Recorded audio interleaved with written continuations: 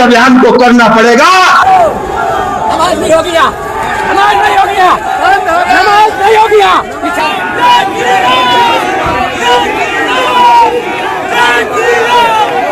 College is working for us, is working for our students, and they're including our parents. Who are they? ನೋಡ್ತಿದ್ದಾರೆ ಅವರು. ಒಬ್ಬರು support ಮಾಡ್ಲಿಕ್ಕೆ ಈಚೆ side ಬರ್ತಾ ಇಲ್ಲ. ಸುಮ್ಮನೆ ಸೋಕಳ್ಳಿಂದ ಹೇಳ್ತಿದ್ದಾರೆ ನಾವು ಸಪೋರ್ಟ್ ಮಾಡ್ತೀವಿ ಅಂತ ಎಲ್ಲ. Early warning signs of genocide.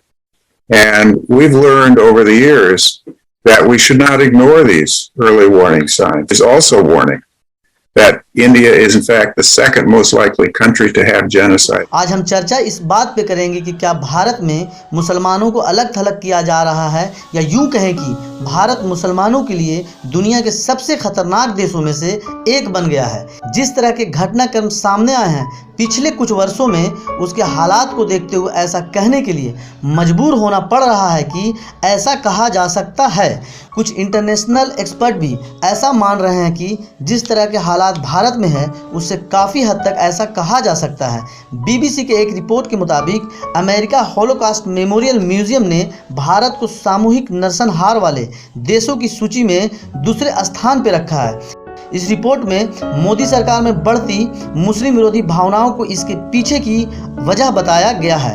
यहाँ मैं कुछ घटनाएं आपके सामने रखना चाहूँगा जो पिछले कुछ वर्षों में घटी हैं, और इन घटनाओं के पीछे के हर पहलू को समझेंगे कि आखिर इस रिपोर्ट के क्या मायने हैं और कैसे यह भारत के मुसलमानों को सीधे प्रभावित करता है, और आप खुद फैसला लीजिए कि आप किस तरह से महसूस करते हैं। मैं सबसे पहले आपसे जिक्र करना चाहता हूँ मॉब लिंचिंग का वह पहला चेहरा मोहम्मद अखलाक, जिनको 29/9/2015 को गौ मांस के शक में भीड़ द्वारा हत्या कर दी गई थी।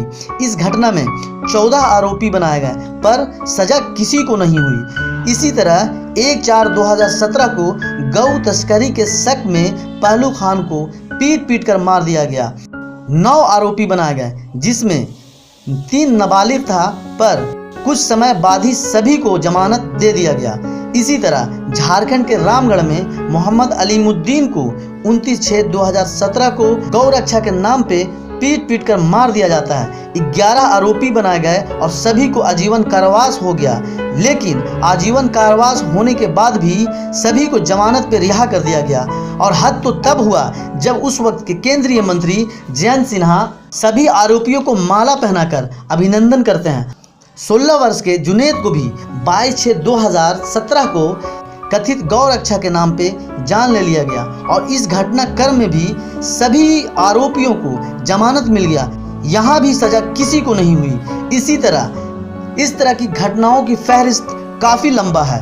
देखने वाली तो बात यह है कि इस तरह की घटनाओं पे सरकार या उनके नेताओं के द्वारा चुप्पी साध ली जाती है, किसी भी प्रकार की आलोचना नहीं की जाती है। सरकार में बैठे सुप्रीम लीडर भी इस तरह की घटनाओं पे मौन साध लेते हैं। उनके मौन साधने पे जो कट्टरवादी संगठन है उनकी मौन को सहमति के तौर पर देखा जाता है, और इस तरह की घटना करने वाले उन तमाम मुजरिमों को हौसला बुलंद हो जाते हैं और इस तरह की घटना करने के लिए प्रेरित होते हैं। जो इतनी लंबी फहरिस्त देख रही है, एक के बाद एक घटनाएं जो घटी मॉब लिंचिंग की, सरकार या उनके नेताओं के द्वारा किसी भी तरह की कोई कार्रवाई न होने के कारण इनके मनोबल दिन ब दिन बढ़ते जाते हैं और इस तरह की क्रूर घटनाओं को अंजाम देते हैं, क्योंकि उन्हें शासन प्रशासन और सरकार से कोई खौफ नहीं होता है और न ही किसी प्रकार का उनको डर होता है। इसी तरह पिछले कुछ महीनों से दिल्ली से लगे गुरुग्राम के सेक्टर 12 में नमाज होती थी, लेकिन जब इसमें कुछ कट्टर हिंदू संगठनों और बीजेपी लीडर कपिल मिश्रा ने नमाज पढ़े जाने वाली जगह पे पूजा पाठ करना शुरू कर दिया, जिससे मामला काफ़ी बढ़ गया और आसपास के जगहों पे स्थिति तनावपूर्ण हो गई।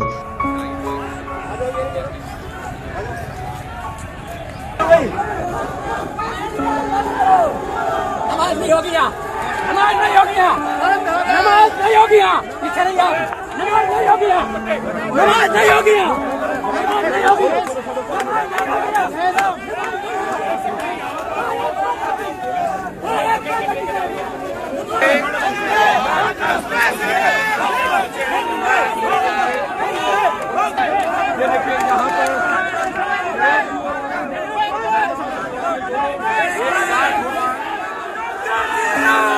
जय श्री राम।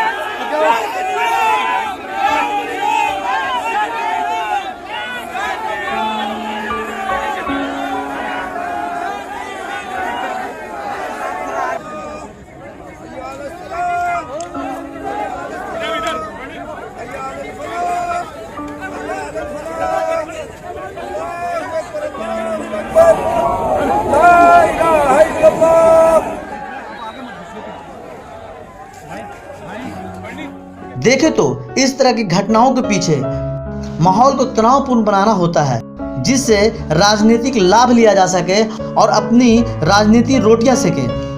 इसी तरह दिल्ली में पार्लियामेंट से कुछ ही दूर जंतर मंतर पे देश की राजधानी में खुलेआम मुसलमानों के खिलाफ भड़काऊ नारे लगाए गए। काफी हंगामा होने के बाद कार्रवाई के नाम पे सिर्फ खाना पूर्ति किया गया। पिछले कुछ वर्षों से मुसलमान समाज के प्रति कितना जहर फैलाया गया, इसका अनेकों उदाहरण देखने को मिल जाएगा। हाल ही में बुल्ली बाई ऐप मामला सामने आया था, जिसमें मुस्लिम औरतों को इंटरनेट पे टारगेट किया गया। आप तमाम लोगों ने तो देखा ही होगा कि कोरोना काल में तबलीग जमात के द्वारा मुसलमानों को किस तरह से टारगेट कर बदनाम किया गया। इसमें मीडिया का बहुत बड़ा रोल था। मीडिया द्वारा अनेकों ऐसे फर्जी रिपोर्ट चलाए गए जिससे दूसरे समाज में नफरत बढ़े, जिसका असर देश के कोने कोने में देखने को मिला। मुसलमानों को पूरा कोरोना काल में एक विलेन की तरह पेश किया गया। हाल ही में यति नरसिम्हानंद की ओर से हरिद्वार में आयोजित धर्म संसद में मुसलमानों के खिलाफ भड़काऊ भाषण दिया गया। अब देरी नहीं है, अब ये बात इतने अंतर है, या तो खुद मरने को तैयार रहो या मारने को तैयार रहो, दूसरा कोई विकल्प नहीं है। ये बिल्कुल विकल्प नहीं है। इसीलिए आपको म्यांमार की तरह यहाँ की पुलिस को, यहाँ के नेताओं को, यहाँ की फौज को, यहाँ के हर हिंदू को अस्त्र उठा करके इस सफाई अभियान को करना पड़ेगा। इसके अलावा कोई दूसरा विकल्प तरीके से तो ये होना चाहिए था कि पुलिस इन घटनाओं का खुद संज्ञान लेकर आरोपियों को जेल में डाल देती, पर पुलिस ने कोई कार्रवाई नहीं की। काफी दिनों तक जब कार्रवाई नहीं हुआ और जब पुलिस की काफी आलोचना होने लगी, तब जाकर नरसिम्हानंद और मुस्लिम से हिंदू हुए त्यागी उर्फ वसीम रिजवी को गिरफ्तार किया गया। लेकिन इस पूरे मामले में उत्तराखंड के राज्य सरकार या केंद्र सरकार में शामिल किसी भी नेताओं का कोई प्रतिक्रिया नहीं आया, मानो कि उनकी मौन सहमति हो। और अब कर्नाटक में हिजाब विवाद। कर्नाटक सरकार ने मुस्लिम महिला छात्रों को कॉलेज में हिजाब पर प्रतिबंध लगा दिया। ಒಬ್ರು ಸಪೋರ್ಟ್ ಮಾಡ್ಲಿಕ್ಕೆ ಈಚೆ ಸೈಡ್ ಬರ್ತಾ ಇಲ್ಲ. ಸುಮ್ಮನೆ ಸೋಕಳ್ಳಿಂದ ಹೇಳ್ತಿದ್ದಾರೆ ನಾವು ಸಪೋರ್ಟ್ ಮಾಡ್ತೀವಿ ಅಂತ. ಎಲ್ಲ ನಿಮಗೆ ಸಪೋರ್ಟ್.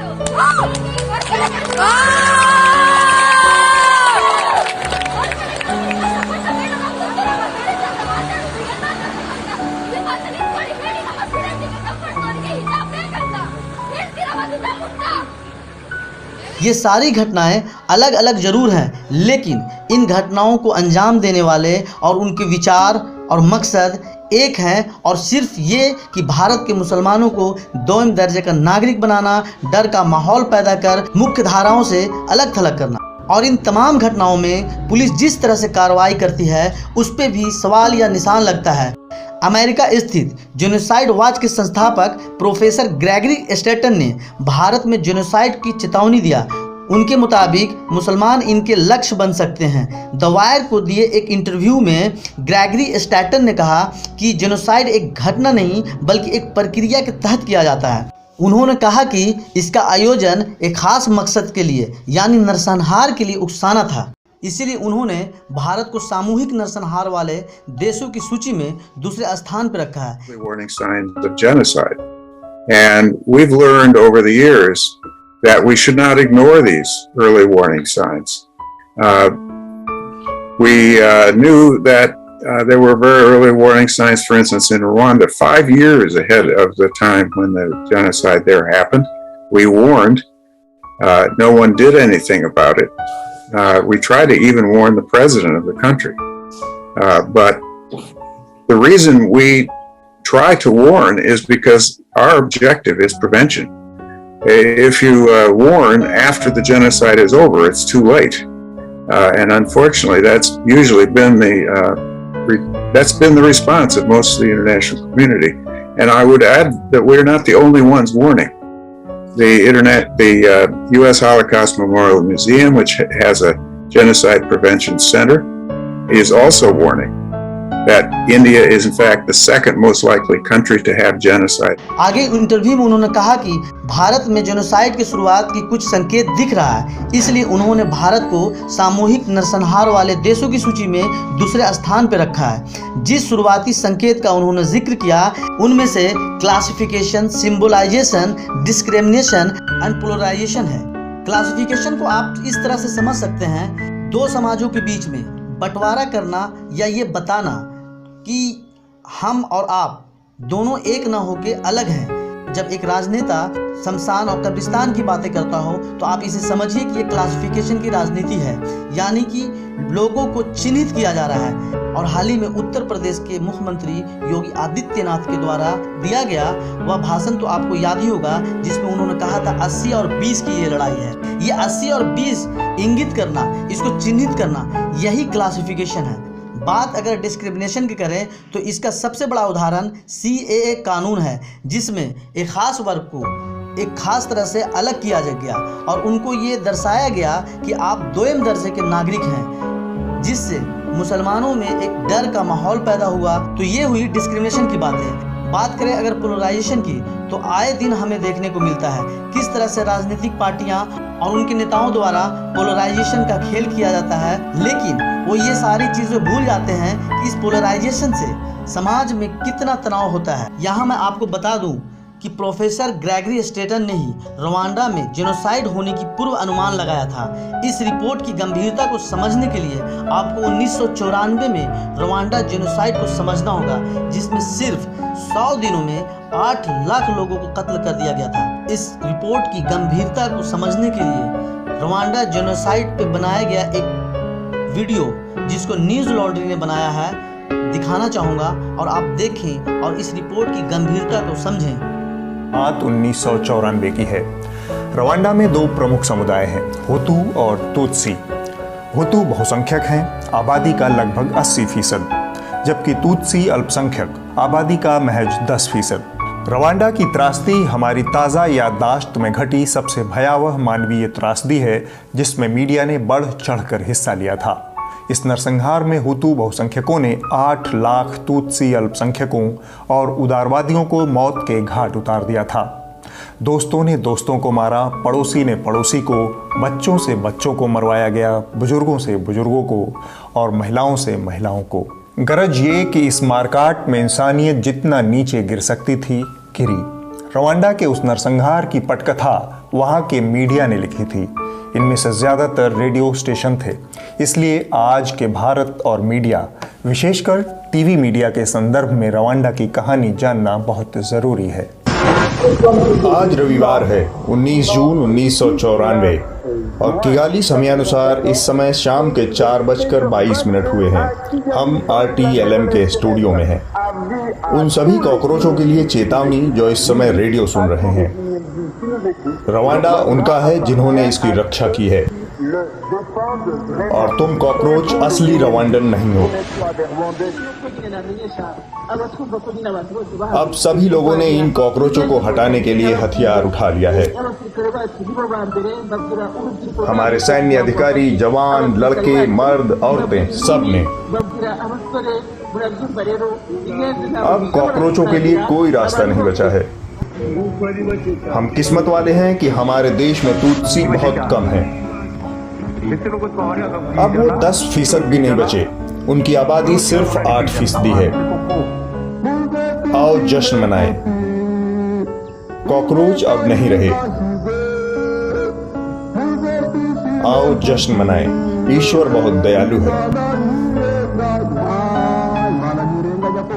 अगर हमने सभी कॉकरोचों का सफाया कर दिया तो कोई भी हमारे ऊपर राज नहीं करेगा, क्योंकि हम ही विजेता होंगे, वरना हम लोग क्यों झील में डूब मरेंगे। ये अपील रवांडा के RTLM रेडियो स्टेशन से उस वक्त प्रसारित हुई थी।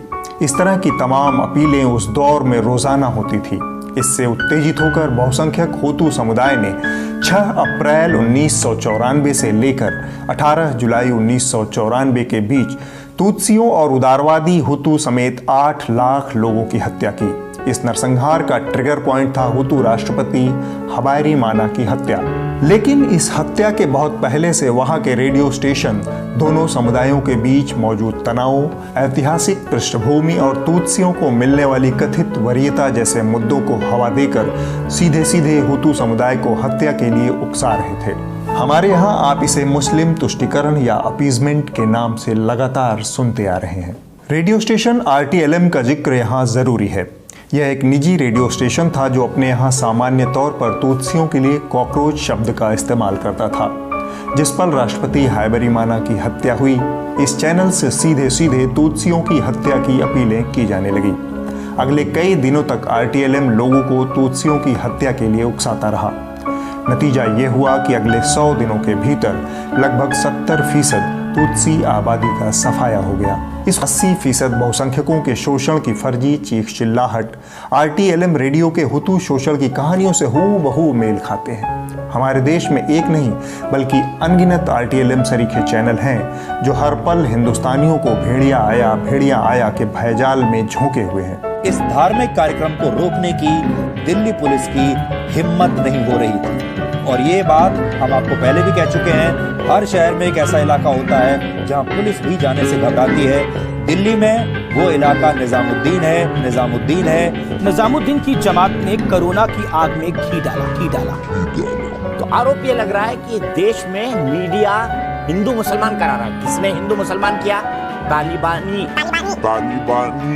तालिबानी मैं इसलिए कह रहा हूँ कि यह तालिबानी मानसिकता है। हम सबको एक बार ठहर के सोचने की ज़रूरत है कि हम किस तरफ जा रहे हैं। और आखिर में मैं यही कहना चाहूँगा कि इस डर भरे माहौल, नफरत और समाज में फैली घृणा को ख़त्म करना होगा।